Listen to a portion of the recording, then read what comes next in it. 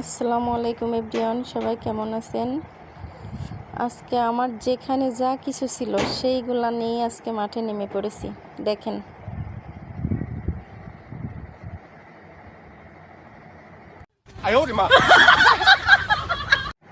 আর এইগুলা দিয়ে আজ আমি পেন্টিংয়ের কাজ করছি। আর যে শাড়িটি আমি পেন্টিং করছি এটা হচ্ছে হাফ সিল্কের ব্ল্যাক কালারের শাড়ি, কিন্তু বোঝা যাচ্ছে না কারণ শাড়ির উপর দিয়ে মাটি দেখা যাচ্ছে এই জন্য। আর এই শাড়িটি আমি আজ সকাল থেকেই শুরু করছি, সম্ভবত 2-3 দিন লাগতে পারে।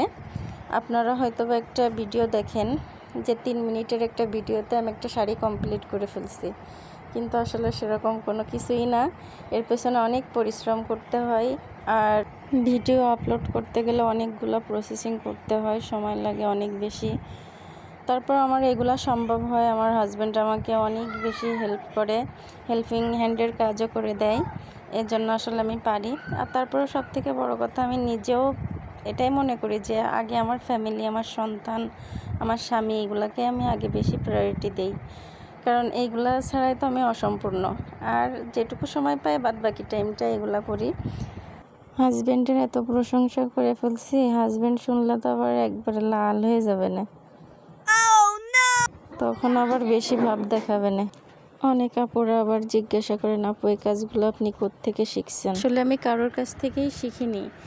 এই ছবি আর্ট করা, ছবি আঁকা, এগুলো আমি আসলে ছোটোবেলা থেকেই আঁকি আর অনেক বেশি পছন্দ করি। আর ছবি আঁকাটা আমি অনেক বেশি ভালোবাসি, এটা আমার লাইফের একটা প্যাশনও বলতে পারেন।